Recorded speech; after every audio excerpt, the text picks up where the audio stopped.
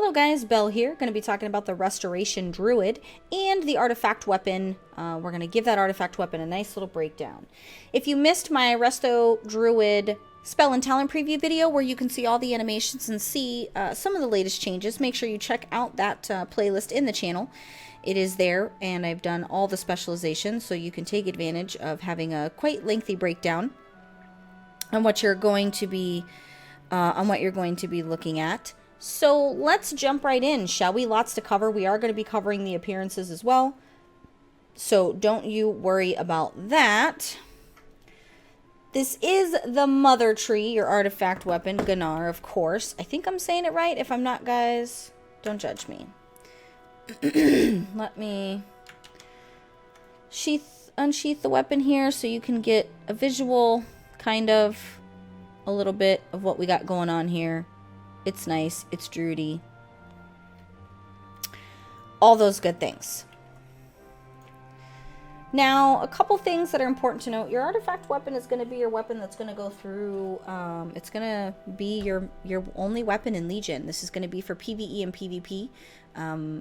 You're going to level up your weapon as far as its power is concerned. One of your main focal points is going to be acquiring, learning the knowledge, unlocking the traits, getting relic slots and stuff like that. So you're going to want to make sure that you realize that this is just going to be a large part of what you're doing in Legion is building the power for your artifact weapon. Each spec has its own weapon. The cool thing is each quest line's different, so you're not, if you roll an alt or you want a different spec and you want to work on those artifact weapons in tandem, you're definitely not going to have to go through regurgitated content because it's all different from weapon to weapon. So definitely some good news there. Blizzard really took their time to really make these a thing. And I want to say this is the last video of the series, and then I'm going to be moving on to the PvP talents for each specialization.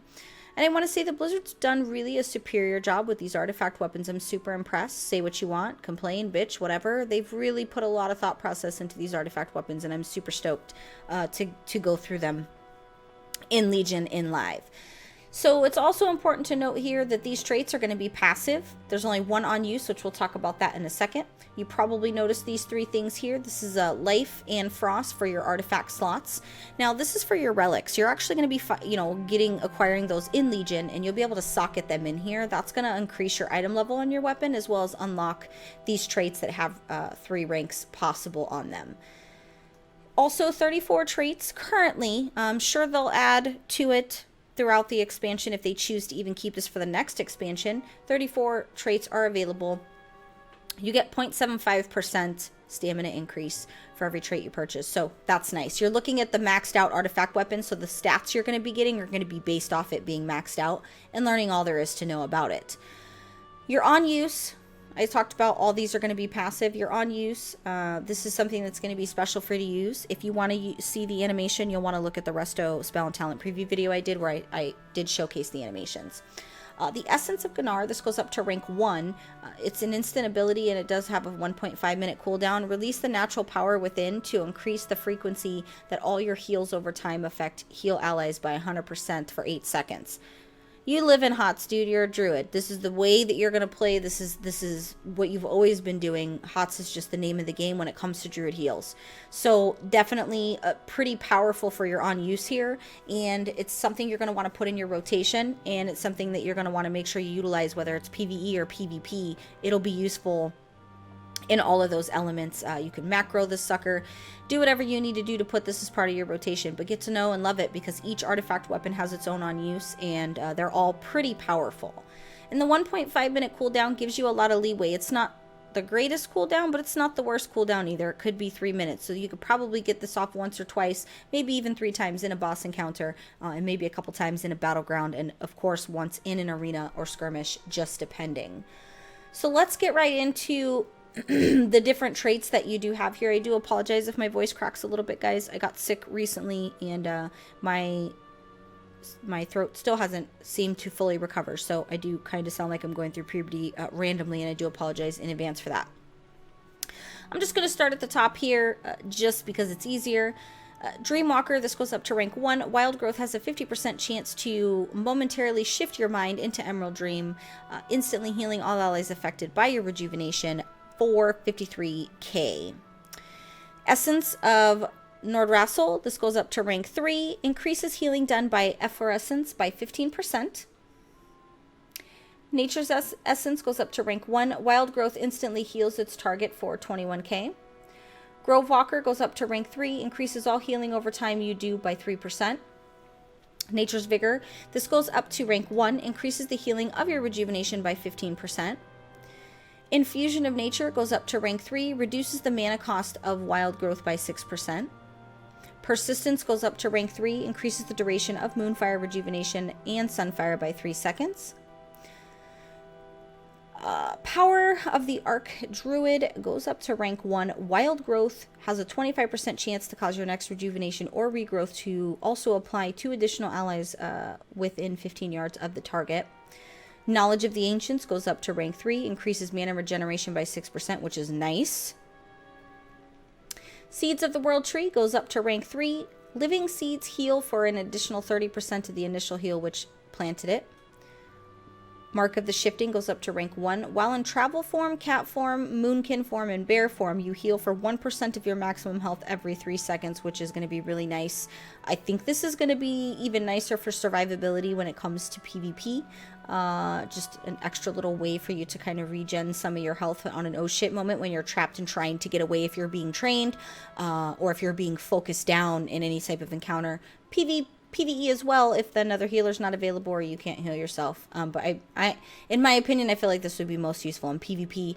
Those of you that PvP with Resto, I haven't PvP'd much with Resto. I mostly PvP with Balance on the occasions when I've used a Druid. So you'll have to let me know if that thought process is actually valid. I'm not saying I'm right all the time, but that's just what I would think. You also have Tranquil Mind. This goes up to rank 1, increases healing done by Tranquility by 20%, and it's now castable while moving. That's amazing. Blessing of the World Tree goes up to rank 3, increases healing done by Healing Touch and initial healing done by Regrowth by 10%. And then you have Armor of the Ancients. This goes up to rank 3. Iron Bark reduces all damage taken by the target by an additional 6%. Blooms of Ganar, this goes up to rank 1, increases the bloom healing from Life Bloom by 50%. And then last but not least, you have Natural Mending, goes up to rank 3, increases healing done by Swift Mended by 30%. So that's going to be for your talents here. Next on the appearances, as you see it's broken. It's supposed to pop you up to the top here. It doesn't do that, so we're going to struggle a little bit. Some of you commented on previous videos when I waited for it to pan around to see the front. You said, well, you could just turn it. You can turn the screen, but I'm going to end up making people seasick. So we're just going to sit here and let the weapon pan itself around. We're going to be fine, guys. We're going to make it through this. So you do have another focal point to be able to separate yourself from others is to be able to get different augmentations of your weapon as well as color. So you're going to want to go through some of these. I think you'll acquire just naturally as you progress, specifically probably this first one to get get a taste of having some different color options. You'll be doing just some random PvE stuff here in this first set. Doing quest line, completing your first major campaign effort in your order hall, just random stuff to be able to get the different colors. What I like about this is if you want different options, you have that choice of going after those quest lines, completing achievements, whatever you need to do to unlock them. This gives you, allows you to be different, which I like. So this is going to be your easiest set, and there's the colors that go with that. For the Elder Tree, this completely changes the look of your weapon, as you see. Now, for the Elder Tree, unlocking every trait, completing the Druid class hall campaign, get these different... It's hard to kind of get the right view, and I apologize, but you guys at least get the basic idea. And just let you see kind of the view from the back with the different colors. And then for Crystalline Awakening, I don't know if anybody else... Crystalline always reminds me of Crystalline Entity. If anybody's a Trekkie here, you'll get what I mean. If you're not a Trekkie, please don't think I'm weird. It just is what it is. I'm a nerd. So with that being said, this is a little bit more of your deeper PvP or PvE stuff. Glory of the Legion Hero, challenge modes using a level 15 keystone, which we'll talk about in another video. Complete the achievement, Unleash Monstrosities. These are going to be a little bit more difficult to acquire that look. But as you see, acquiring it is definitely going to make it worth all the things. That seems to hover, which is really, really nice. And then you have the blue version, which I do like. Sorry, try not to make you guys seasick here. And then you have the teal. We'll wait for that to pan around. I'm really upset that this weapon thing is broken, so I have to, like, not use the normal way that I've done it in all the previous videos.